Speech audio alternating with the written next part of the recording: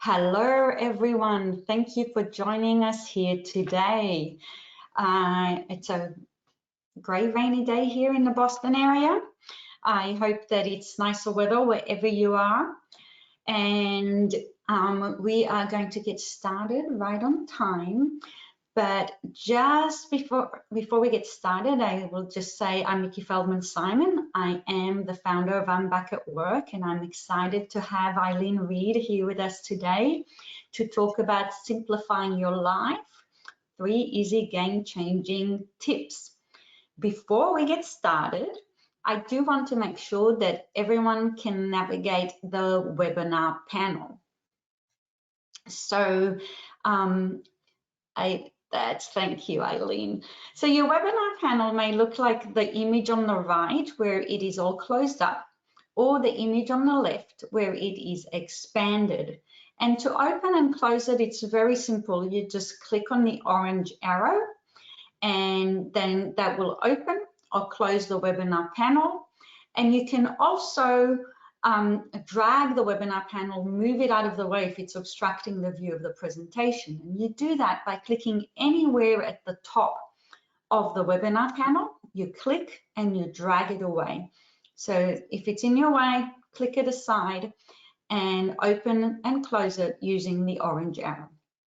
Now, in the last 5 minutes of our webinar, we are going to have a Q&A session. And to ask questions, you click on the gray questions bar, and then you type in your questions in the blue rectangle underneath, and we will address all of your questions at the end of the webinar. Before I pass it on to Eileen, I just want to introduce myself. So I'm Mickey Feldman-Simon, and I founded I'm Back at Work. I founded I'm Back at Work after taking multiple career breaks myself and successfully returning into the workforce. As you hear from my accent, I am American. I've lived here for over 20 years, but I'm also Israeli and Australian. I've moved continents multiple times. I took career breaks to take care of my kids when they were young, to take care of my elderly parents. I've been through the whole spectrum. And I successfully returned to the workforce after each one of those breaks. And while I saw other women around me really struggle returning to work, I made it my mission, and it is my passion, to help women regain their independence, their confidence, remain and return to the workforce. I'm a career and executive coach. I have over 25 years of corporate experience. I have had all different kinds of roles. It wasn't just one straight line. I was in HR for many years, recruiting. Also, I headed a marketing department, operations, business development, a whole gamut of different roles that I enjoyed. In the last few years, I've been focusing on career and executive coaching. I love helping people in career transitions, and I love helping executives really reach their full potential. Now I'm going to pass it on to Eileen. You're going to love this presentation. I've heard Eileen speak before, and she is great. And I will turn my video camera off so you can concentrate on the presentation. Thank you, Mickey. I so appreciate it. I am delighted that you invited me to be here to talk to your I Am Back at Work community, and we're going to have a good hour together. So my name is Eileen Kelly Reed. My company is Simplify with Eileen. I'm an organizing and productivity coach, and I also do a lot of speaking. The only thing I like more than simplifying and organizing is talking about it. I also conduct a number of workshops to help people really achieve their goals. And I call myself an essentialist. I am not a minimalist. I think that's a smidge extreme, but I'm an essentialist. And basically that is just all about kind of figuring out what's enough and doing enough of the right things, having enough of the right things. I'm a huge football fan. I call myself also an avocado-aholic. Give me a thumbs up if you're one too. And a wife and lover of fitness as well. So today we're going to kind of try and highlight 3 areas. And the first is just really talking about the impacts of clutter and where and how clutter finds itself in our lives. And then I wanted to talk a little bit about the belief systems that we've kind of grown up on all around clutter and how that impacts our lives. And then share with you some strategies and thoughts and ideas around simplifying, organizing, and thriving. I work a lot with both small business pros and individuals to really guide, inspire, and coach them how to simplify, organize, and thrive.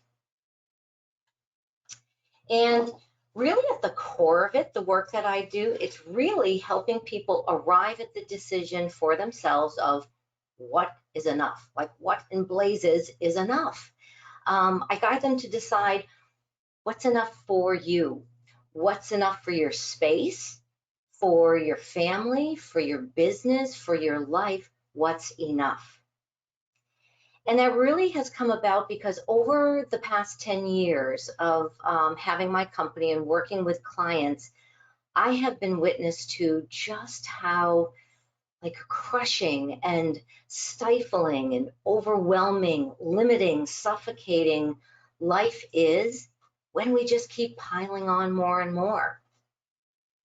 And I've also been witness to when we choose to uncomplicate, simplify, under-engineer, untangle, just how much better life becomes. So I believe that a more simplified life really gives us the freedom to create a life that is joyfully full, deeply meaningful, and exceedingly abundant. So the thing is, like many of us, I will be honest, I did not always believe this. So after I graduated with my business degree, I quickly found myself just kind of like sucked into that corporate machine. My job was I was a senior salesperson for a software and IT consulting firm.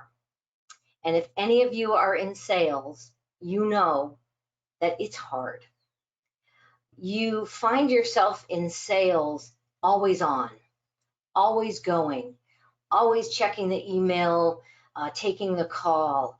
You find yourself every month just back down at the bottom of the hill chasing sales quotas and goals and expectations. It's just like this kind of relentless grind and long hours like morning, noon, weekends, nights, very few limits if you want to be successful. And honestly, I felt just like this picture. I felt like I was on this hamster wheel and that I was just constantly grinding. And it was very consuming. Now, I did it for 20 years, so there were some good things. I made cuckoo money. In my 20 years, pretty much year over year, I made 6 figures. And there were trips and awards and prizes. And my husband and I, we bought all the things you're supposed to buy to make you happy. And looking back now, like that good part, very honestly, it was like maybe 5% of the time. 95% of the time, you guys, I was so stressed. I was so stressed, I would grind my teeth at night so badly that I got TMJ and I had to wear this appliance every night to bed. I was so stressed, I had killer migraines. I had high blood pressure. I gained a lot of weight because I just was so busy and sedentary. I got pneumonia because I was so run down. I remember 2 or 3 instances in my 30s and 40s going to the ER because of a racing heartbeat. I thought I was having a heart attack. I was losing touch with friends, just drifting away. And like, I don't know, I just kind of thought that like, hey, you know, badge of honor, this is what you get when you're like a busy, successful go-getter. And suddenly, at one point, my dad got very sick. and he had to have emergency surgery, and it did not go well. He lands in the ICU. He's fighting for his life. He has a trach and he can't even speak. And I so vividly picture my 4 siblings and my mother and I in ICU, and there would be me, like, sorry, Dad, I got to go just take this client call. And I'd leave. Or the ICU doctor's in and like, oh crap, my boss is calling, and I would leave. Like, I kept leaving. And it was insanity. So, like, I kept leaving. I didn't set any boundaries. I didn't tell work, hey, I need 2 or 3 weeks here. I need to pay attention to what's really important. I let it all happen. I kept thinking I could do it all. We can't do it all. So it stopped me in my tracks. It was one of those just like lifetime defining aha moments. And I realized that, like, there are more important things than this, like, Groundhog Day, rewind, repeat, fight for the sales, chase the money, sell your soul to, soul-sucking work. Like, there was more to life. There was more for me. And at the high of my high, after 20 years with this company, I chose to walk away. I was the breadwinner for my family. I held the benefits, but it became so evident that the cost of that money was too high. So I left, and I started Simplify with Eileen, totally scared. But I also started simplifying my life, really working on me, really my husband and I, we got out from under like all the crap. We donated, we gave to friends and family, we sold some things, we just got leaner. And I also decluttered some relationships, right? I sort of got rid of the people who really didn't line up with how my life was now. They didn't sort of support me or serve me. So got rid of some negative Nancy's. I started being more physically active. I lost weight. I was more mindful of how I was treating my body and how much stress I was allowing in. I didn't have any more migraines or heart, none of that. I don't grind my teeth anymore. And I also was able to be much more present and have more time for my mother, because my dad passed away just a few months after that ICU situation, and I needed to be there for her. I needed to make the right things important. And that's kind of what essentialism is. It's like looking at getting rid of the trivial many and focusing on the vital few. Now, little caveat here. Please, I am not suggesting to any of you that tomorrow you go quit your job and haul a dumpster up. Like, please don't.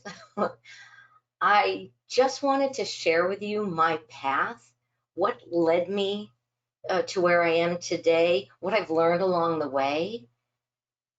But I will suggest that you pay attention and listen to those little whispers from your soul. And sometimes they are screams from your body. And consider a life of more simplicity and ease. So goodbye to the girl on the hamster wheel. Does anybody remember a show on TLC back years ago? It was called Clean Sweep. And they had this cute little Australian host named Peter Walsh. Well, Peter is one of the organizing industry gurus, and he has a really great quote, which is, clutter is not just the stuff on your floor. Clutter is anything that stands between you and the life you want to be living. And I think that's really powerful, because I've found over the 10 years too that, like, clutter is way more than the physical piles or the stuff, right? I mean, we could have cluttered obligations, cluttered beliefs, cluttered schedules and calendars. We could have cluttered finances, cluttered relationships, cluttered expectations. And a lot of those things sort of manifest themselves or show up in the cluttered piles, the physical clutter. So that's a lot of what I do with my clients, is trying to get to the root cause too of what is causing that big pile in the corner. Now, also over my 10 years, I've kind of come to this realization, and it's something that I believe in so firmly.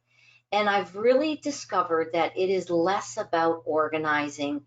It is so much more about having less to organize. And by this, I mean, it's not the perfect little bin or the ideal hanger or the colorful file folders. Like, that's kind of not the point. It's helpful, but if you just have too much stuff and you organize it, that's only half the equation. It's really figuring out what's enough. And when we intentionally choose to have less, I'm telling you, life is better on all fronts. Now, I want to get you guys involved a little bit here, and I'm going to ask you to participate in an exercise with me, just to help illustrate what I mean by when we have less and it's organized, how much better life is.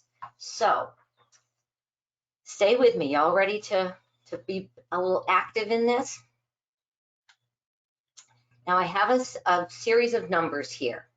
I'd like you to take your finger. Hopefully they're big enough on the screen for you. If not, make sure you're in full screen view. Take your finger, and all I want you to do is start on the number 1 and drag your finger to 2 and then to 3. Connect them in order with your finger on the screen.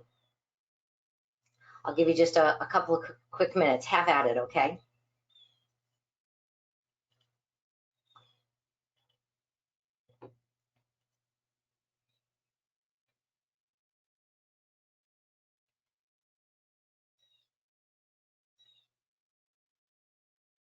How we doing?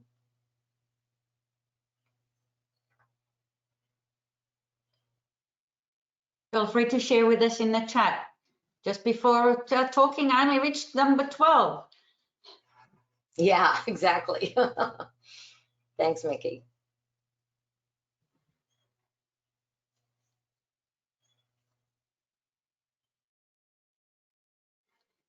Jan can't find 15. I found 15. Oh, 15. Do you want a tip, Jan? Look at the top.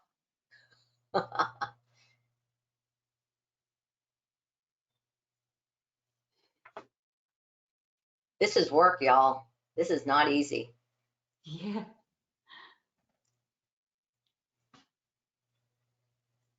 Michelle is done. I'm done. Yay, Shelley. Yay, Mickey.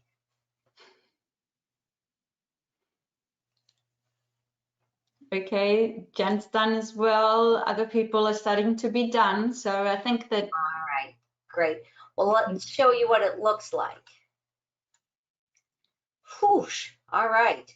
So that's just a kind of a big mess. So this is not easy.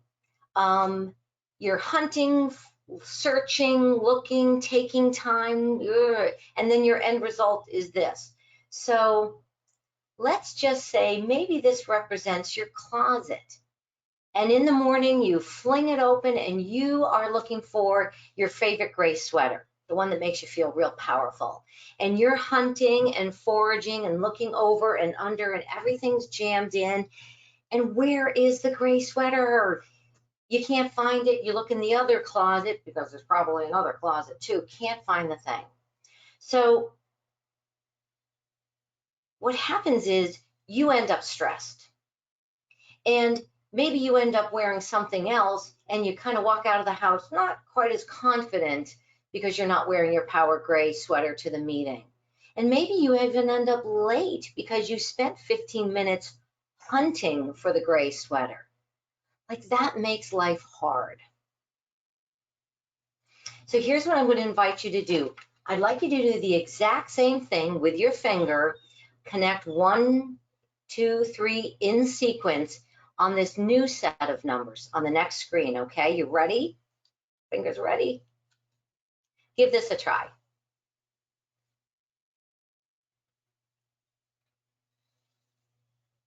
Don't forget to tell us when you're done.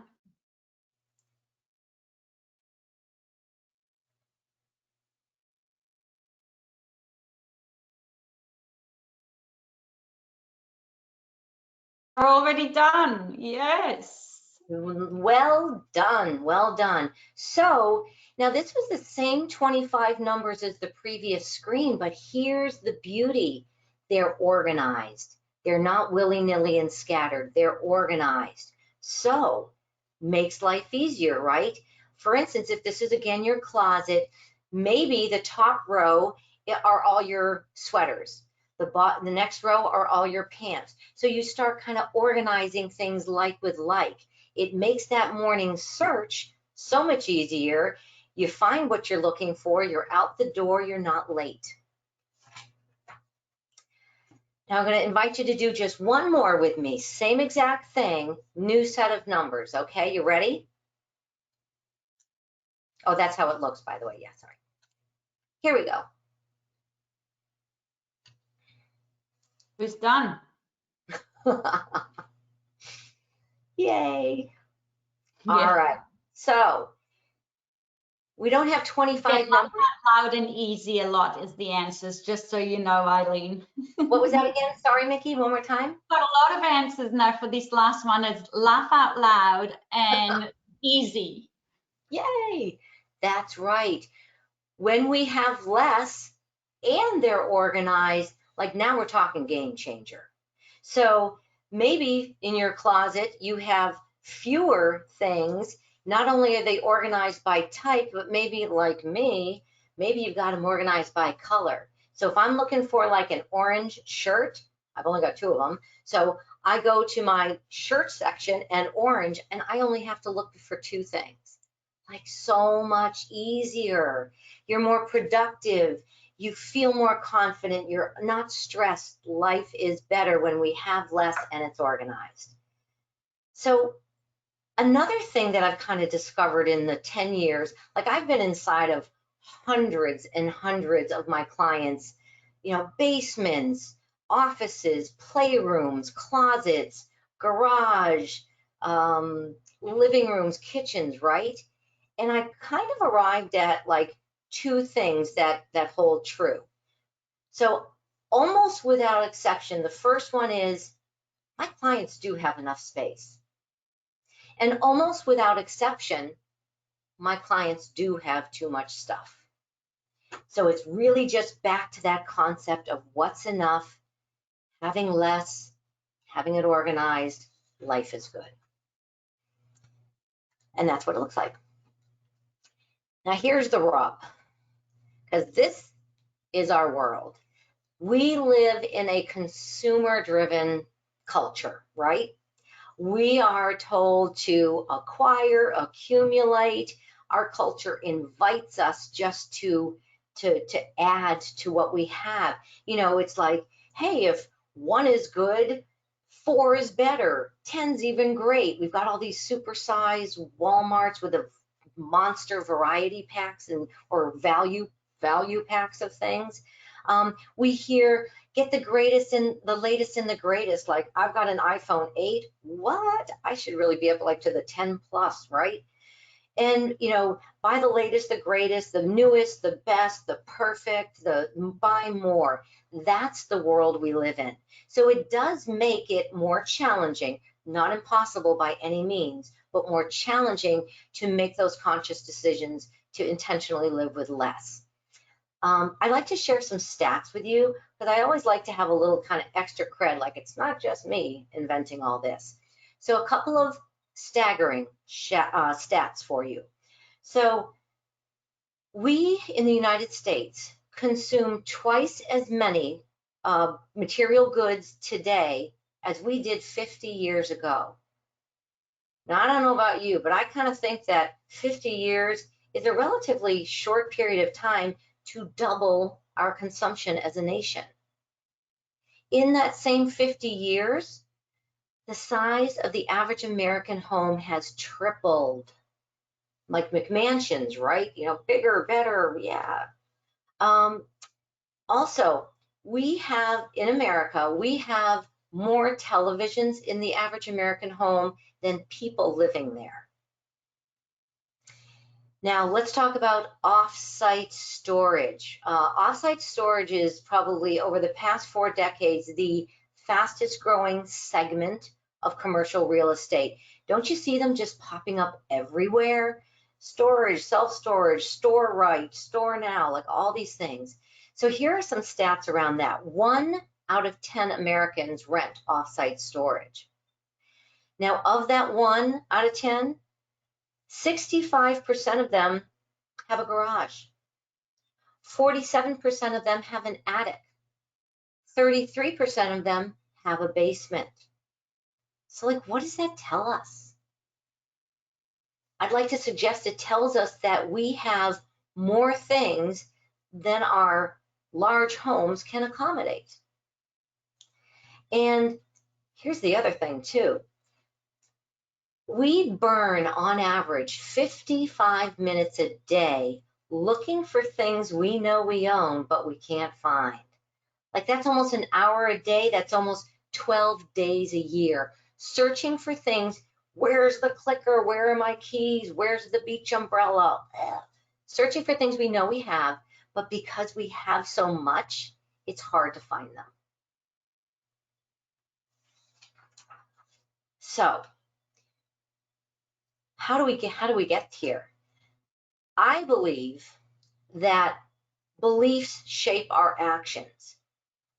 We've learned really early on as little people from our family, our friends, our communities, our world, our advertisers, teachers. We've learned certain beliefs that shape our actions.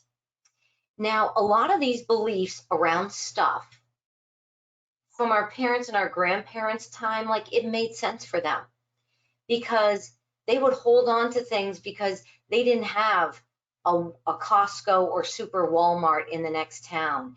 They didn't have a convenience store on every corner. They didn't have Amazon, Overstock, Wayfair, click, and it's here tomorrow. So their beliefs were around holding on to things, and they've passed that down to us. The only problem is we live in a very different world, and those beliefs are not serving us or supporting us in today's world. I see so many of my clients we're sort of sandwiched between holding on to all the stuff that's been handed down to us and the fire hose of new stuff coming in, and we're just drowning. So I'd like us to look at a few of these old beliefs that we've kind of learned as growing up, but I'd like to suggest some new beliefs that will better serve us. All right, so have you ever heard this from your parents or grandparents? Well, hold on to it because you might need it someday. Well, one thing I love to say is that there are 7 days in the week and not one of them is called someday. Okay, so like holding on to all these empty boxes and bags because you might need to ship something, or holding on to all these cords and gadgets and battery charges that you don't even know what they go to because you might need it someday, or holding on to 6 big pillows because someday you might have guests stay over. It's just, there's a cost to hanging on to all that stuff. I'd like to suggest a new belief that's more in line with our world today, and that is, listen, you can get anything you want anytime you want. So we don't have to stockpile the way our grandparents and parents did. Let's let it go. Let's let it move out into the world and serve somebody else. Let's not wait for someday. Another belief that you may have heard growing up is, well, it's still perfectly good. I'll find a use for it. Oh, so what I see a lot of this is like, people who have like the one remaining wooden chair from their first kitchen set. And it's this big chunky brown thing. And you know what? It's down in the basement in the corner collecting spiders, but it's still perfectly good and you could maybe use it. Or a foot spa, you got a foot spa 10 years ago and it's still in the box. You've never used it, but it's still perfectly good. But here's the thing. If it's not serving you, let it go.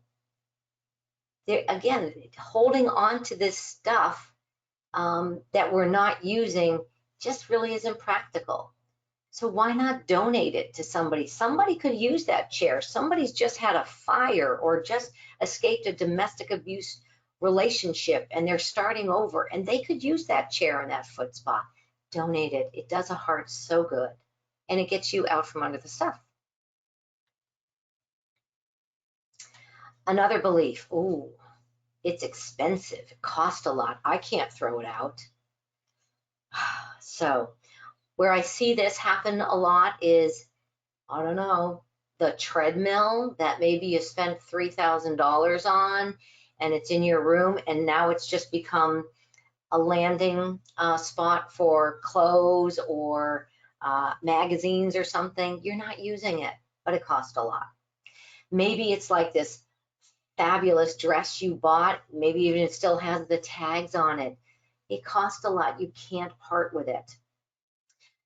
The alternative belief to help us release those things is expensive does not equal value. What you paid for something, it's done. It's in the past, you can't change it. But value, the value of something is the value it adds to our life. How it helps us, how we use it. Just because you paid a lot for it doesn't mean you need to hold on to it. Maybe you throw that treadmill up on, Facebook Marketplace and see if somebody else can use it. Maybe the dress, maybe you look at a brick and mortar consignment shop or one of those online places like Poshmark or ThreadUp or even eBay and sell it. But just having it because it's expensive, that's not a good enough reason for it to take up space in your life. So expensive doesn't equal value. On the flip side, I see a lot of my clients holding on to things because it was such a good deal. It was a bargain. Like I can't get rid of it. Like it was such a good deal. I feel so good about the hunt and the capture of it at a great price. So a client of mine, a perfect situation for this. So 2 years ago, a friend of her gave her a free bike.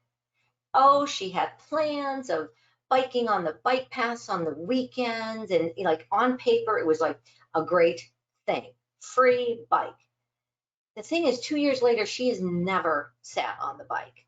Just, not good, not bad. It just isn't something that's been able to be sort of woven into her life. But it sits in the back hall and every day when she leaves and comes back, she has to kind of like step around it. It's like very, it's not really held up there really good. It falls all the time. It's just like, oh, the bike. So even though it was free, like there's like this big mental and physical cost to it. So again, inexpensive doesn't mean value. Value is it helping you? Is it serving you? Is it supporting you? Is it providing a benefit? If not, hasta la vista. She put it on porch pickup, free porch pickup on Facebook, put it on her porch. It was gone in 2 hours. Like, awesome. Somebody else is using it. And then this one, this is the biggie. I don't know if any of you can guess, but oh, it's sentimental. Somebody made it for me or gave it to me. I have to keep it. This is where a lot of my clients struggle. So what I'd like to suggest for you is that it's never the thing that matters. Never. It's the intention the gesture, the thought, the memory, how you felt when you got that matters, not the thing.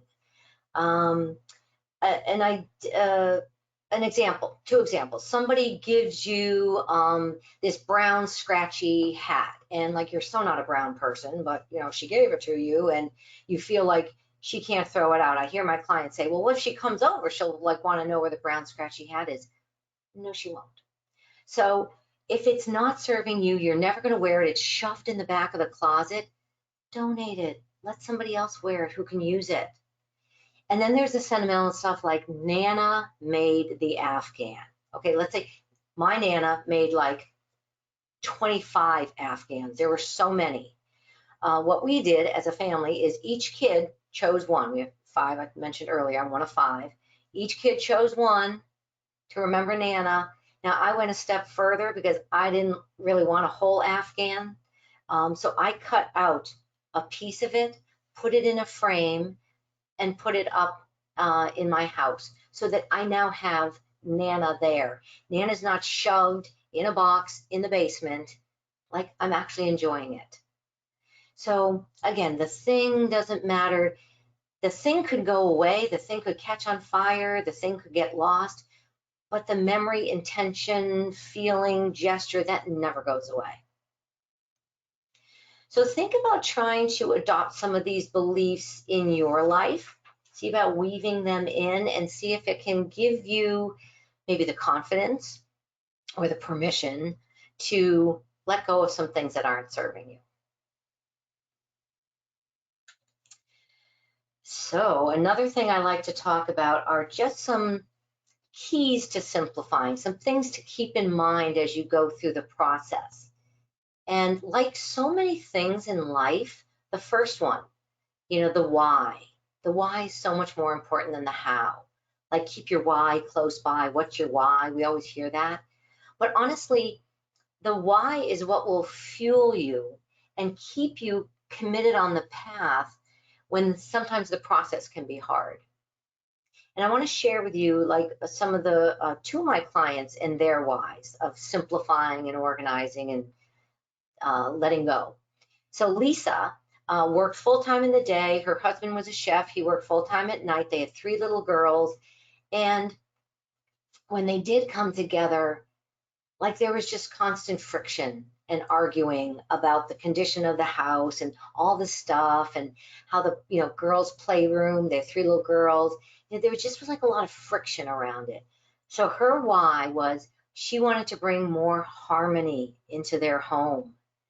And that keeping that goal in mind made it so much easier to get rid of all the broken toys and the old paperwork and all the stuff that was causing the friction.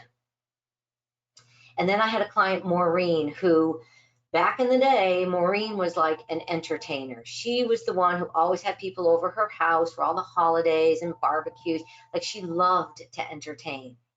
And over the past few years, things in her life changed and her house just became really cluttered and it was difficult. She just didn't feel proud to invite people over. So she was kind of like shutting down a little socially and losing a piece of her that was really something that she identified with. So her why of clearing out and letting go and organizing was to feel proud enough to invite guests, family, friends over to entertain. And she's doing it. And it's really been great.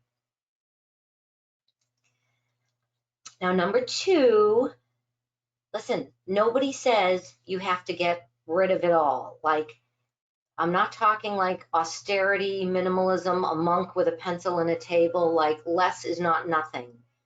I don't show up with a dumpster and tell my clients what to get rid of. No, no, no. Less is not nothing. It's just arriving at what's enough. And you decide, you choose for you, your life, what's adding value and what's enough. And number 3, I have found it to be very true that slow and steady change is always better, gets a better result than like fast and furious. So I like to think like there's no period at the end of organizing. Like if you go through your closet and organize it, it's not like period, done, I've checked this off, I will never have to do this again. No, organizing, simplifying, it's really like a process, a journey, a path, maybe kind of like an adventure, your life's work. It's a continuous thing, not with a period at the end. So think of it that way. And then number 4, I love encouraging people to just take small bites. For instance, your closet is driving you bananas. You just really want to get after it. I'd like to suggest that instead of hijacking your entire weekend and barricading you in the closet, you know, maybe this evening you take 20 minutes and you go in and you sit on the floor and all you look at are shoes. That's it. You say toss, keep, sell, keep, donate, keep. In 20 minutes, you could just plow through your shoes and now your shoes are organized and you got a big giant bag of donate. Awesome, celebrate it. Don't wait till the end of the whole thing. And then maybe Saturday morning, the kids are out, you've got this little half-hour slice of time, go back in the closet, and maybe all you look at are pants, just pants. Again, same thing, toss, keep, donate, and like 30 minutes, you got a success. And if you string together enough of these little wins, like that's where the magic happens. And you haven't hijacked your whole weekend. And then the last one, letting go might feel hard, but I promise you, holding on is harder. You have to hold on every day. And you have to hold on for paying for items, not only with your money, but with your time, your space, your attention, your energy, your emotion.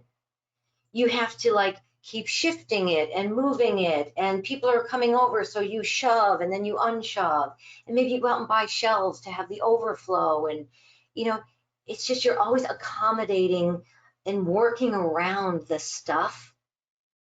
You guys, you let go just once, and it is like freeing and life-changing. Now, this next slide, I could talk about this for an entire hour itself, but I will try to breeze through. I see we've got about 15 plus minutes left. So what do you get when you simplify? Clearly, you get clarity. You begin to see who and what is really important, who and what aligns with the way you want your life to be. And then you're able to let go of what doesn't line up. Space. Your office, your home becomes a space that's clear and open for creativity and problem solving and relaxation, recharging, a space you're proud of. And health, they say that people who live a life of more simplicity tend to be a little bit healthier. They tend not to be as overwhelmed and aggravated and frustrated. They let less stress into their life, and they have the time and ability to pay more attention about how they move their body, what they're putting in their body, etc. And then presence. When you are not distracted by all the clutter in all its forms around you, you then are able to be more present in your relationships, in your work, in who you serve, just more present and less distracted. In relationships, again, you know, I mentioned how I decluttered a lot of my negative relationships. So you tend to surround yourself with people who support you, people who are in line with how you want your life to be, who don't drag you down, and you're more present in those relationships too. And joy. Oh, I'm telling you, life becomes more joyful and more easy when you have less to manage. A good example is my client, Olivia. So before I met her, she moved from this giant house in Boxford to this 2-bedroom condo in Medford. And she didn't really pare down a lot. So she ended up with like so much stuff in that 2-bedroom condo. It was sort of like stifling. Like when you walked in there, you felt all the stuff. And for her, it was like a full-time job managing and shifting and dealing with it all, like Jenga, like House of Cards is how it was. So when we spent months and we got rid of things, she's now has more time to bring joy into her life. She has adopted 2 black kittens because she has literally space physically and emotionally for it. She's gone back to yoga, which she used to love. She volunteers at her church, and she's joined 2 book clubs. Joy, right? And then appreciation. I mean, the less you have, the more you appreciate what you have. You use it more. It serves you more. You appreciate it more. So I hope through what I've been able to share with you today about not only my path, my experience, but those of some of my clients, I hope you realize that arriving at a place of doing enough, having enough, and being enough is just such a game changer. And I hope you will embark on the challenge of examining for yourself what's enough. What's enough for you to have on your calendar? What's enough for you to have in your home? How many Lululemon leggings do we need, right? What's enough? And I hope you feel brave enough to really consider a life of more simplicity, intentionally living with less, simplicity and ease. And if you want to connect with me, there's my my website, feel free. And I would love to hear any questions or challenges that any of you have. And even if you have any success stories that you'd like to share, I would love to hear from you. Thanks. Thank you, Eileen. You know, I loved Eileen's presentation. I've heard her speak before, and it was just like, I'll come and talk to my audience, please. Please type in your questions. We'd love to answer them. And I have to say, Eileen, I fought through quite a few of those beliefs, and it really has worked for me. Sometimes I'm like, I go into my walk-in wardrobe, just pants, just t-shirts, and I do that at different times. And I have to say that I sometimes walk into my office and I feel like I just don't have clarity, and I look at my desk, and once I tidy it up and it's like tidy around me, it gives me that clarity in my mind as well. So true.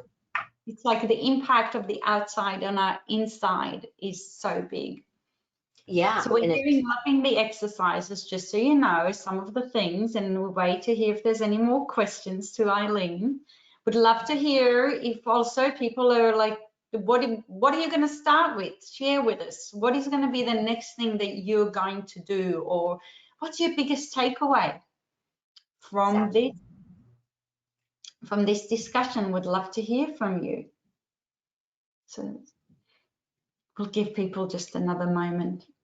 I'm surprised I haven't heard the Marie Kondo question, because I get that all the time. What's the Marie Kondo question, Eileen? Like, hey, what do you think of Marie Kondo's like spark joy? If you touch it and it sparks joy.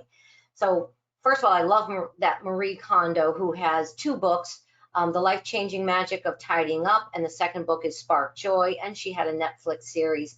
I love that she's brought attention to this whole industry and movement of simplifying and organizing. Where I depart from her a bit is that I think that if your only criteria is, does something spark joy when you touch it, I think that's just too emotional of a decision. I would say if it sparks joy, like, I don't know, this sparkly pair of size 2 jeans that I wore 5 years ago, I could touch them, and man, could that spark a lot of joy. Because life was good when I was rocking the size 2. Woo, yeah. But I'm not going to keep them. I suggest you ask a second question if they spark joy. Does this item serve me, my life, and my space today? Well, no, because they're just sitting there on the shelf saying, hey, fatty, remember when you were a size 2? You don't fit in me anymore. Like, who needs that negative drag? I'd much rather let some size 2 out there wear them. So either sell them or donate them. But I think there needs to be an emotional component to the decision, like Marie suggests, but there also needs to be a very practical component to the decision, which I suggest. So we have a couple of other comments. Liana, key takeaway regarding well, if it costs a lot, it doesn't mean it's worth a lot. And on the other side of it, the bargains. And oh, I so get that. And Rachel is saying that she will be attacking her pants today. Yay, Rachel. Go, girl. Let us know how it goes. Post in Mickey's group and let us all know how it goes. How long did it take? How easy was it? Was it, yeah, how did it feel? Oh, yeah, I love the how does it feel afterwards as well, when it's like, it feels like it's so big. But I have to say that my husband and I decided that since this winter we'll be spending a lot of time inside, hunkering down, it's a great opportunity to take on projects, and that every weekend we'll start at a different area in the house and just attack it. Yeah, that has been one of the byproducts of our COVID experience, is people really starting, we're marinating in our space more than ever, and we start to notice like, oh, that pile in the corner, I gotta tackle that. Or, you know, just this doesn't work, or we need to change the lighting in here. Just all sorts of things that can just improve our experience in our homes. Right, we're spending so much more time at home, we might as well make it useful. Yes, yes. And nicer to be in, I have to say. So, Eileen, thank you so much for joining us here today. I think that the conversation was so helpful. People can take so much out of it and make a change in their lives and simplify things. Follow the straight lines in the 1, 2, 3, 4, 5 rather than all over the place. So yes. Thank you, Mickey. It's been an absolute pleasure, and thanks to all of you for sharing this hour with me. I appreciate it. Yes, thank you for joining us, everybody, and we hope you join us again. And we have a whole lot of thank yous here. Okay. Bye, Eileen. Bye, everybody. Thank you. Thank you. Bye-bye.